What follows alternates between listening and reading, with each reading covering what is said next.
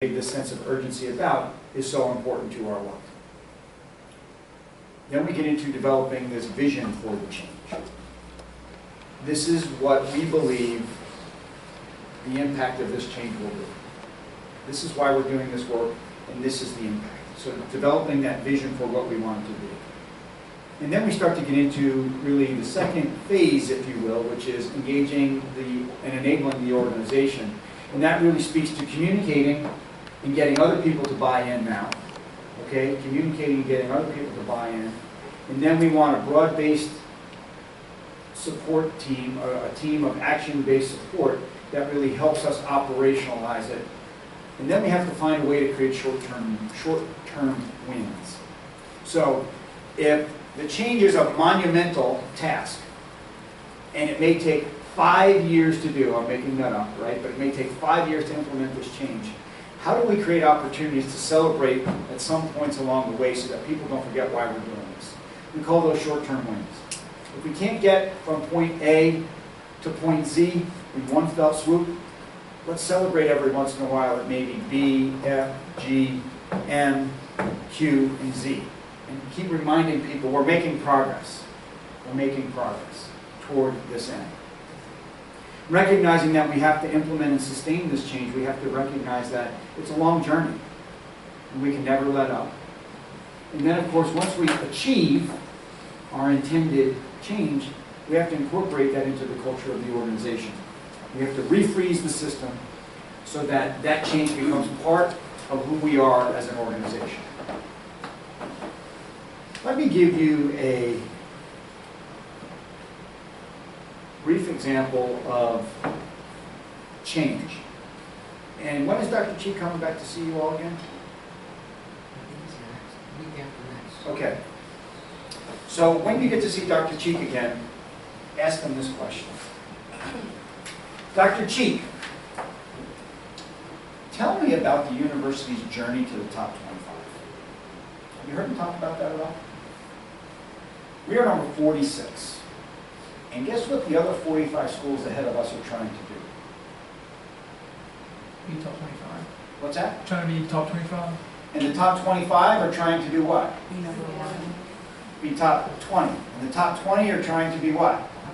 Top 10. And the top 10 want to be top 5. And the top 5 want to be number 1. So the reality is that we're all doing the same thing, right?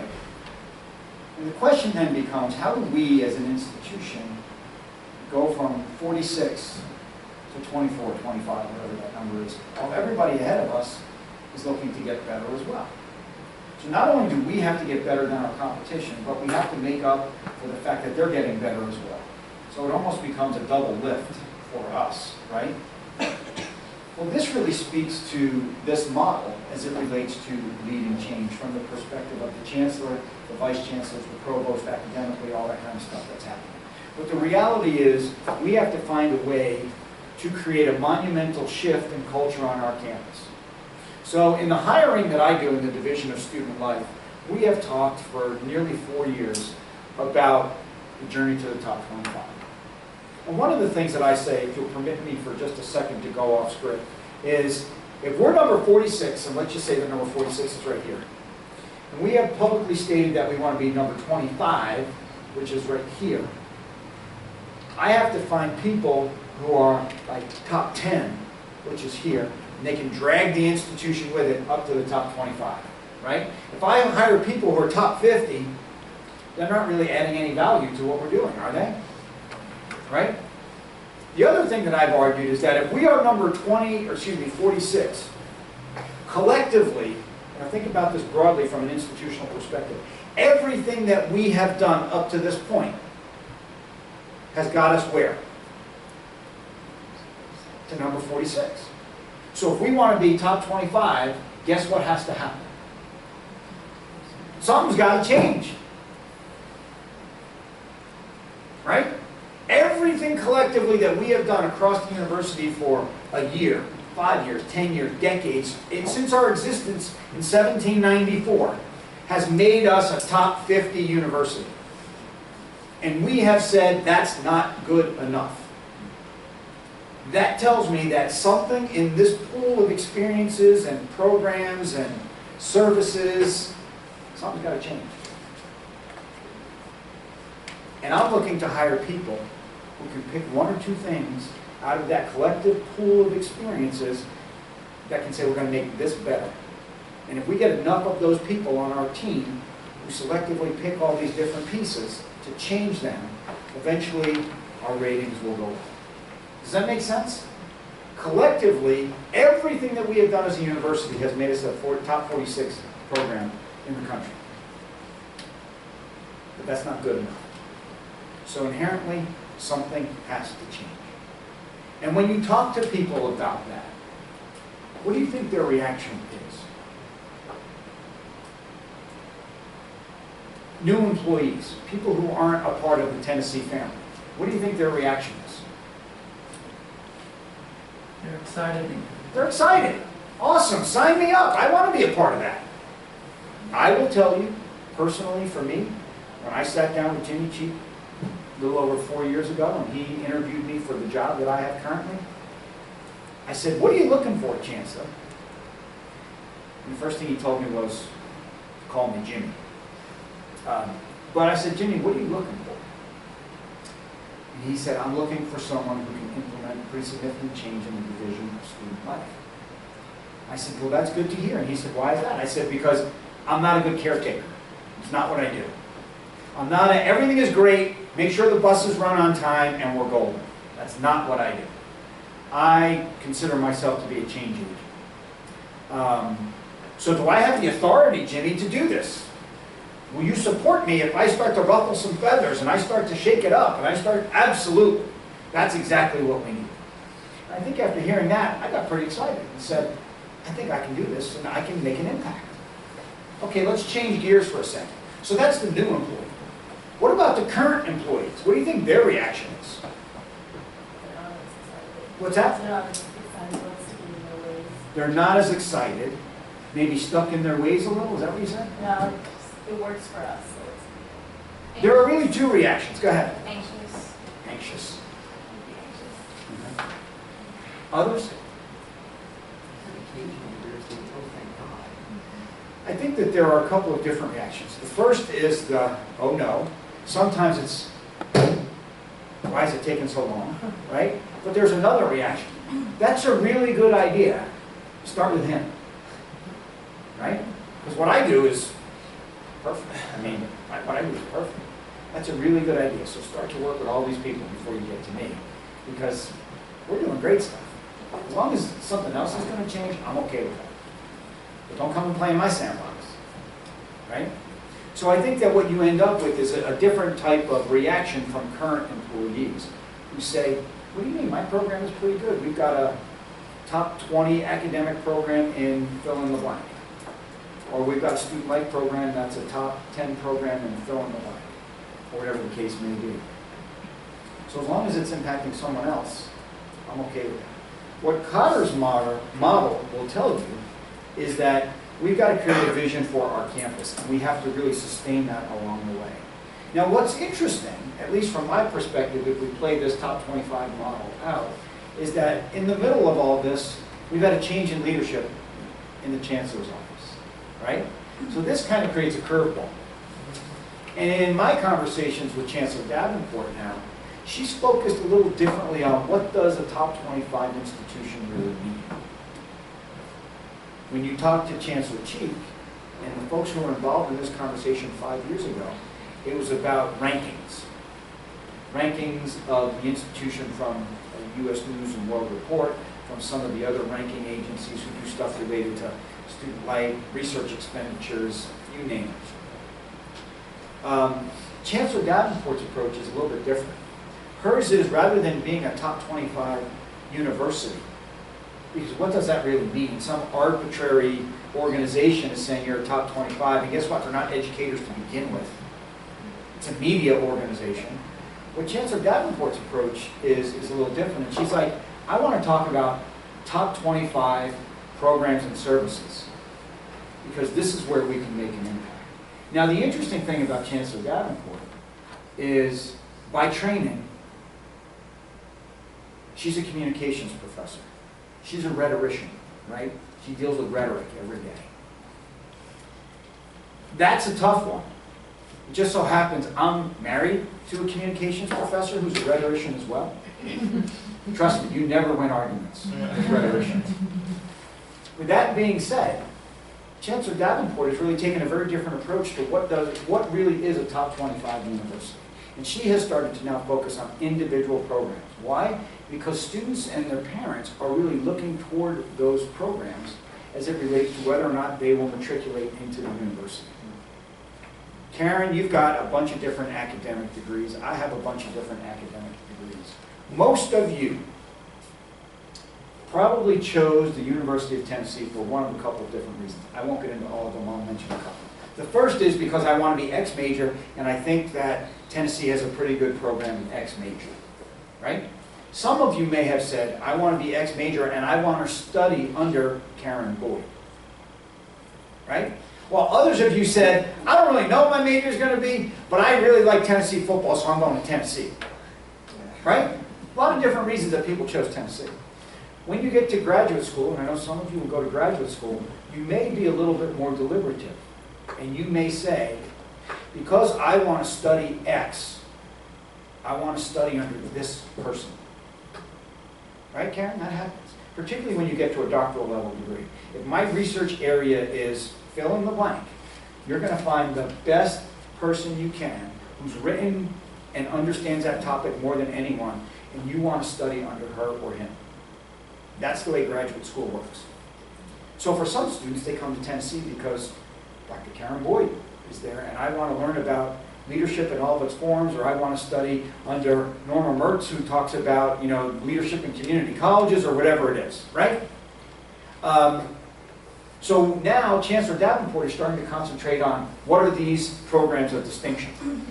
Because let's face it, at the end of the day, if you are a top 25 school, as defined by U.S. News and World Report, or let's say a top 30, let's say you're number 25, or you're number 30. Inherently, what is the difference in what you experience? Can anyone tell the difference? When we say the median ACT score of all of our students who entered this year is up 1 point, and it moved from a 27 to a 28. What does that mean when I teach a class? If you can discern that, you are really, really talented. The reality is there's probably no difference whatsoever in a student who's got a 27 on an ACT and a student who's got a 28. Now, if you go from 27 to 33, maybe, right? But at the end of the day, what's the difference between 25 and 30 and 30 and 40 and 40 and 50? And there's no discernible difference. So Chancellor Davenport is really looking at this from the perspective of, let's find these top programs, because that's what's going to drive people to the University of Tennessee. The fact that our printmaking program is a top 5 program. The top that our supply chain is a top 5 program. The fact that our accounting program at the master's level is a top 5 program. All these different types of things, nuclear engineering, whatever they may be. That's what's going to drive students, prospective students, and their families to want to look at Tennessee, is because of those programs of distinction. So she's shifting the focus away from the U.S. News and World Report and now starting to talk about individual programs, because we think that really has more of an impact on our institution. But if you go back to Connor's model, what we have to do is tell people why this is important. What's the difference between Tennessee, South Carolina, and Alabama? All of those 3 schools are number 46 this year in the U.S. News and World Report, tied. Actually, I think Alabama maybe dropped to 47. But South Carolina moved up from like 49 to 46. Okay? Tennessee stayed the same. What's the discernible difference between those 3 schools, other than maybe a little pride? Right? Not much. So the question then becomes, how do we create the sense of urgency to say, this is why this is very important for us? And that's when we get into College Month. Create the guiding coalition. The chancellor can't be the only one who talks about this. We've got to get other people involved. We've got to get other people to start to talk about why it's important to be a better institution. We need to have our undergraduates talk about the value of their degree. And we need to have recent alums talk about the value of the brand. When it says Tennessee on my diploma, as opposed to another school, what cachet does that carry with it? What entree does that give you into organizations, jobs, whatever they may be because of that? We have to create that vision. What are we going to do to actually accomplish this? And then we've got to communicate that. And that's where you start to see people talking about, we need more programs in the top 25. Not just academic programs. What's happening in student life? What's happening with game day recycling? We're already in the top 10 there. What's happening in the use of green energy? We're already in the top 10 there. All these different things that the university is doing position us to say, we've got a lot of different things that are happening where we are leaders in the country as it relates to our peers. Empower broad-based action. So if we're just talking about academics, guess who has to worry about this? The faculty in those programs. But if we involve student life, or development and fundraising, or alumni, or business and finance, and all these different ways, now we've got a much broader base from which to really work from, right? And then we get into generating short-term wins. We're not going to have every program in the top 25 in the next 30 days. So what do we have to do to celebrate when those programs move into the top 25? Every institution wants to be better, so we can never let up. You're never at a destination. It's always a journey. And then once you do create the intended outcomes, we have to try and incorporate that change into our culture. What is important for you to know about sustaining that? We have to constantly reevaluate ourselves. Some of you may have heard the term before, program review. In the Division of Student Life, the 21 departments over the past 5 years have gone through a 5-year review in which we bring a group of outsiders into the university who don't know anything about us, and we say, look at the Office of Student Conduct. Look at the Office of Career Development, the Center for Career Development. Look at university housing. Name the department. People who don't know anything about Tennessee, look at what we do, how we do it, and why we do it, and tell us what we can do to improve. They got no skin in this game. They got no dog in this hunt. This is what you can do to be a better department. We take that feedback, we try and incorporate that into what we do, and guess what we're going to do 5 years from now? We're going to do it again and see how we did. Well, for the Division of Student Life, we are just, at the end of the fall semester, we will have finished that 5-year rotation. Because we have 21 departments, now 21, we just added the Pride Center, we had 20. We do 4 a year, over 5 years, 2 in the fall, 2 in the spring. Starting this spring, it will start our new 5-year rotation, and we will do that process again for the second time for each of the departments. Because we have to ensure that we can incorporate the changes and sustain what we're trying to do to improve. Fresh set of eyes, look at what we're doing. Is it accomplishing our intended outcome? If the answer is no, we don't do it anymore. If the answer is yes, let's continue to improve upon that, because there are small tweaks that we can do to improve upon it. So here's a practical example of what we are trying to do as an institution to really impact who we are and how we are regarded across the educational community. A lot of people don't like U.S. News and World Report because only 3 people get surveyed about the U.S. News and World Report rankings. The Chancellor President, the Provost, and the Chief Enrollment Officer. Those are the 3 people. Tell me about your perception of Tennessee. Person in Alabama, I say, I don't know anything about Tennessee. Person in Alabama say, you know what, they're nipping on our heels. I'm going to purposely grade them a little bit lower. It's a whole game now that people feel like you can game the system, and that's why a lot of people don't use U.S. News and World Report anymore. But with that being said, we've got a few minutes left. Let's talk a little bit about what questions you have about the model and how to implement that model to create this type of change that we're looking for. Thoughts, comments, questions? Yes? What do you think the revision of the Code of Conduct is going to do for, I guess, our ranking or moving towards the goal that you guys have set? I don't think it's going to help our ranking at all. Okay. I do think it's going to enhance the student experience, however. We had, in my opinion, a very punitive and adversarial student code of conduct, and I think that, at least in the way that I wrote the code, at least in the way that I wrote the code, I want it to be more developmental and educational. I want students to understand where the mistake was in their thought process that led to the Office of Student Conduct, as opposed to saying, you violated the code, this is your punishment. That really doesn't help. Rather, let's talk about how you got to this place. Where do you see the problems, the mistakes, where were they? Let's talk about that to make sure you don't make that mistake again. I think if we can get students to learn that, I think their experience at the university becomes that much more positive. Other thoughts? Yes. When it comes to step one, establishing a sense of urgency, what are ways that you found it successful when you're trying to, I guess, encourage someone who might not be on board, or like kind of like Great question. faculty who's like been here for 30 years and is like, Great I question. didn't do anything to change? I think part of it is you've got to be a really good artist. And by that I mean you have to paint a picture that people want to see. You have to paint a picture that says, this is, if we make some of these changes, this is where we can go, this is where we can be. And I think it starts to speak to your ability to be articulate. It speaks to your ability to be charismatic. I think it speaks to your ability to really paint a picture of what could be in the future. I think that if you think about it from the perspective of going back to politics, I mean, think about the people who have been successful in national politics, just for the purposes of this conversation, and their ability to paint a picture that people were really interested in being a part of. I think if you think back to 2008, for the record, I'm a registered Republican, just so you all know that. The speech that President Obama gave in Chicago at the park the night he was elected was absolutely amazing.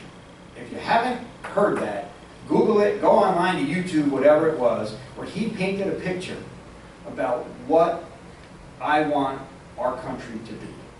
Think about Martin Luther King and his ability to use words to paint a picture for a more gentle and more just society. Think about John F. Kennedy. I was never alive. John F. Kennedy died before I was born, by only a few years. But, and I won't ask Karen if she was alive. But John F. Kennedy used words to paint a picture. Not so positive stuff. Adolf Hitler used words to paint a picture. Jim Jones, any of you know who Jim Jones is? The Guyana Massacre, used words to paint a picture that somehow he was able to convince 918 people to commit suicide by drinking Kool-Aid laced with cyanide. Through the power of words, they painted a picture of something that they wanted to see. And I think that that's where the charisma and the ability to be articulate really come from, and starting to create these opportunities to really create this urgency and this excitement about this idea, whatever that idea may be. History will show. Some of it was very positive, and some of it was atrocious, right? I mean, think about Abraham Lincoln's Gettysburg Address. What was it, 420-something words? In 400 words. I've already offered to you 2,000 words in the last 25 minutes. He did it in 400 words. But he was able to paint a picture that said, this is what I want our union to do. That's pretty impressive. And I think that's where you kind of do that type of work. Study leaders and how they communicate and how they connect. And I think that's where you will find some truly exceptional people. Again, I think about the ability of Mother Teresa, who really didn't even speak our language, and was able to do that, and to change the world. Not just the country, the world, right? Think about those people. Think about Abraham Lincoln. Think about Martin Luther King. Think about JFK. Think about Ronald Reagan, who really became, one of the first presidents who harnessed the power of television to communicate what was happening out of Washington, D.C. Think about his predecessor, Jimmy Carter, who never really mastered that ability. Think about the predecessors before them in Gerald Ford and Richard Nixon and others who never really mastered the ability to do that. And then you got this actor guy who came out of Hollywood who was able to harness the power of TV and video and film to really paint a picture that was so important to the work of the federal government in the early 80s. I want to point something out that you mentioned. It's tempting when you see a set of stairs like this to think it's a one-directional process. The truth of the matter is you may go up a few steps and you have to come back down. And you move up in a somewhat up 2 steps, 1 step backward approach. So for example, because one of the questions I was going to ask you was what happens when you don't get the short-term wins? Which you gave us a great example of it. Abraham Lincoln was standing in a battlefield where they had lost more men, men, than any president of our country had ever had. More bloodshed in one space. The purpose was not as clear as people think it was. And he took that moment to start back up that same path. And had won very few, if any, short-term wins and before then. So if you think about it, it's the perfect example of it's that never let up. Means even if I have to come all the way back down here to the bottom, we're going to keep figuring out how to squeeze our way up that hill. That's an important part of this process to understand. It's not a straight line. It's never linear. Off. It's never linear. But you're also going to never screw up so bad you can't keep going. Well, I think I think if one ruins their credibility, I think that's where you may be dead in the water.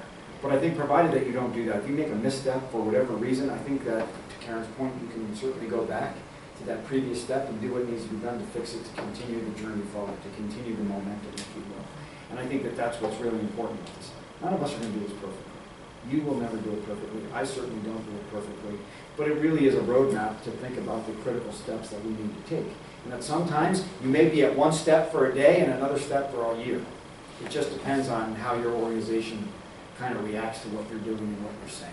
But I think this particular model is really a good one. I like it because it's pretty simple. I don't like to get into, here's 40 pages to describe my theoretical model. You can see this on one piece of paper. If you're interested, the book is called Leading Change by John Cotter. It's a really simple read. It's probably 210 pages, something like that. You can probably read it in a day or two if you're interested. But it's a pretty good opportunity to think a little bit more about one of the models that can be used to really impact your organization and your work as a leader of that organization. Other questions or comments?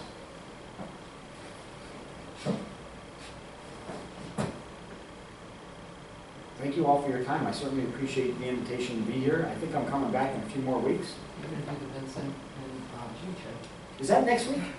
It's 2 weeks? It's 3 weeks, I think. It's right. It's after fall break. Oh, okay. Great. It is. You've got a little bit of time to read. Thank you so much.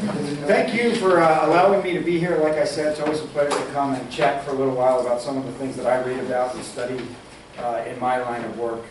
It's a critical component to what we're doing, to what we are doing as an institution to try and put forth our best efforts to really change and improve our institution. So thank you. I have one more quick question. Okay. So I'm looking at the steps. Step 1, establish a sense of urgency, and you highlighted like painting that picture, but how do you see that step differently than step 4, communicating the vision? I think they're interrelated. I think there's no doubt about it. So what I would say to you is that I think establishing that sense of urgency probably involves the next couple steps, which involve that core group of people. And then I think when we start to sell it, it becomes much broader. Okay. Okay, so I think that at the onset, we have to figure out what that picture looks So like like collectively. to this group and then this group out. Right, collectively, Chancellor Davenport may say to the executive team, what are our thoughts about where we can be better? We got 100 different things going on. Okay, how do we kind of coalesce that into 5 big themes? I'm making this up, right? Okay, it's going to be this. Okay, let's start to think about those 5 big themes. And what happens if we're successful at that? Okay, now we got our plan. Now, once we start to get into talking to other people about that, now it becomes our opportunity to talk to the entire campus, and for that matter, the state of Tennessee, and arguably even higher education in the country, and then of course at some point throughout the world. If you were to say, where could I find the leading expert on issues associated with Mars? You know what the only answer to that question is? Knoxville, Tennessee. The world's leading expert on Mars is on our faculty. Who would ever think that?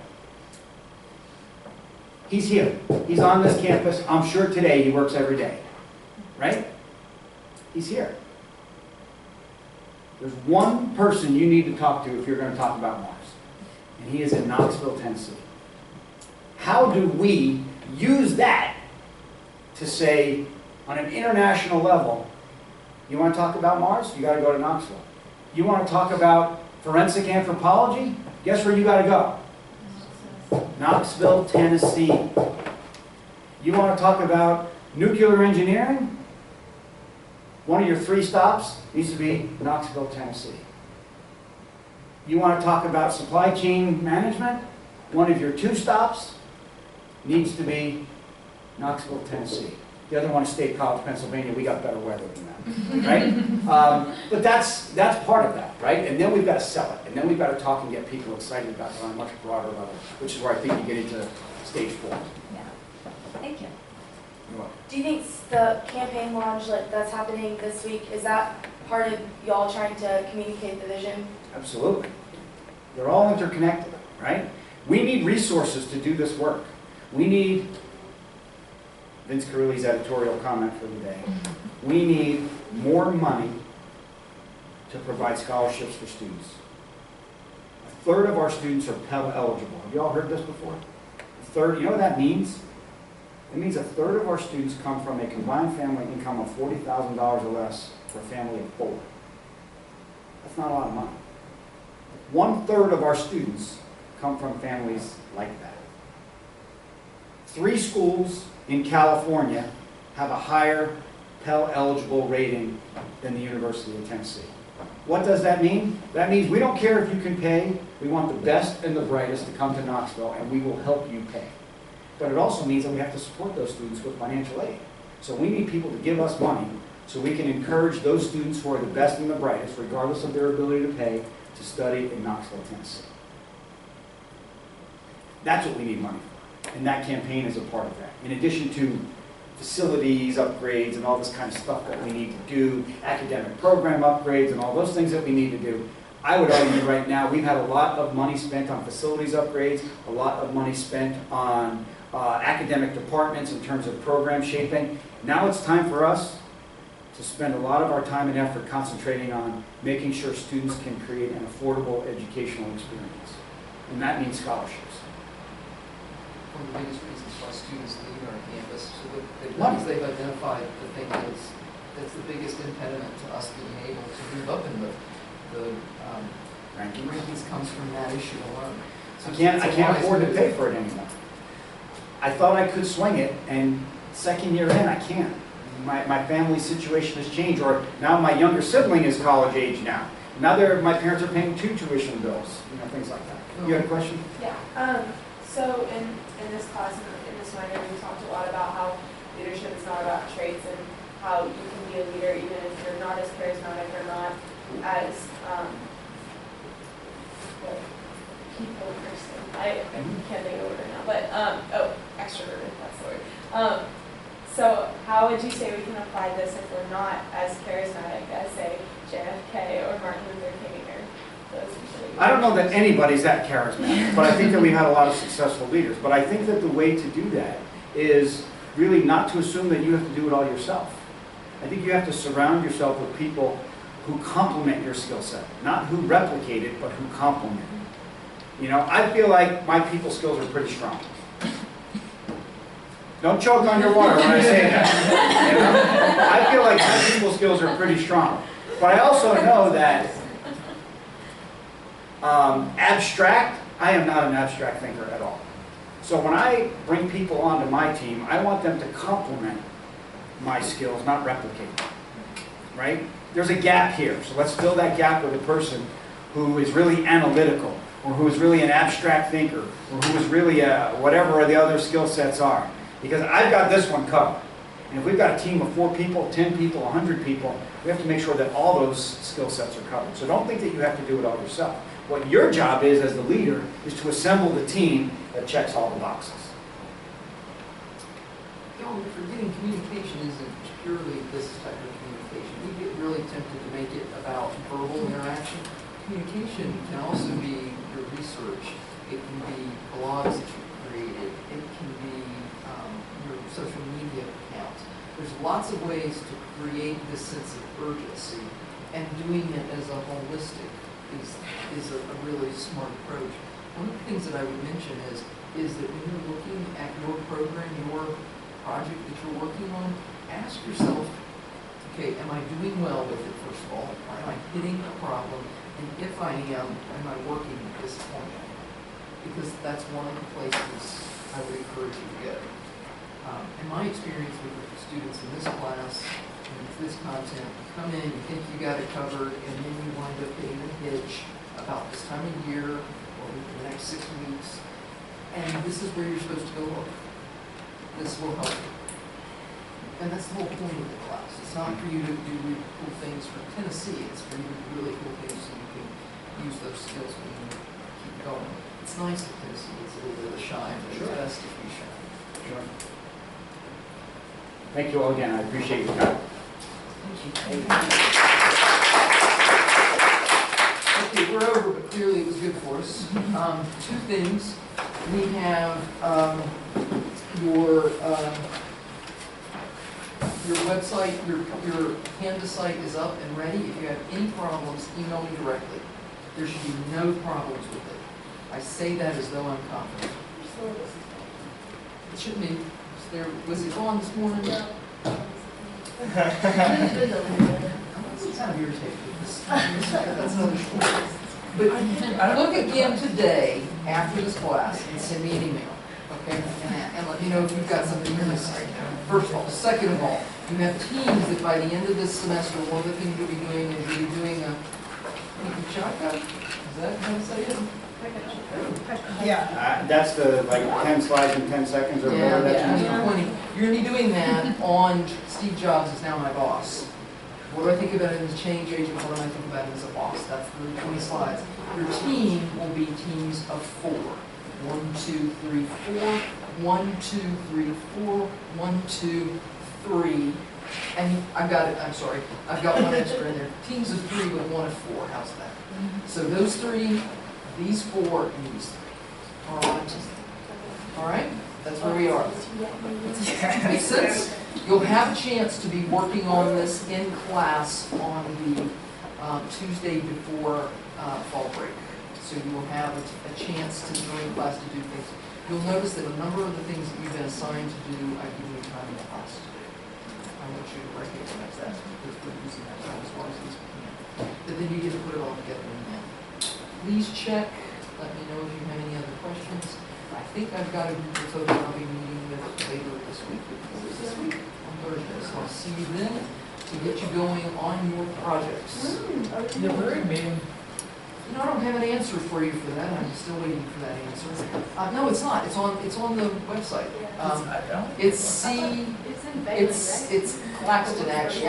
It's Claxton. I think it's 209. Is I think where it is. It's Claxton 209. But it's in the material. It's on the syllabus. Yours not. We'll fix that. So I'll check on that. But we're good. Y'all have a wonderful day. I'll see you next week. Everybody's gone. I know y'all are. Everybody's gone. Thank you all again. My pleasure. Thanks, Karen. Appreciate it. Good to see you. I am on this pre-submission. Yeah, great. Yeah, I know it did. Thank you for coming. I was studying today, so thank you. Check it. Happy to be involved. We'll see y'all. I want you to. Are we? We're done. Y'all get to go. I'm letting you go early today. I don't do that enough. So I figured I'd let you do it today because that was obviously about me. Thanks. I think Katie did it's not the dog report with the 3 horses. But the silk. And it's saying Every single one of them I'm going to have to write a petition. because It's the way they programmed it. I met with my advisor yesterday and he was like trying to sign me up for more leadership classes that I didn't even know existed. And I was like, You don't need it. We got you covered. okay. We got you covered. I'm going to have to do it. I'm going to bring them in one day. All right. Perfect. Heather, can we talk really quickly? I have a meeting to get to. Okay. I need to talk one-on-one about your project. Yes, At some point in time soon. yes, I will email you this past week. I am really busy with, I get it, but just put yourself on my calendar. Don't even email me. Just get on my calendar. I don't need a long conversation. I just need to see where you are. I've got a student who's going to be contacting you. Okay. That is going to be the student one for the SAP piece. Okay. Cool. Thank you.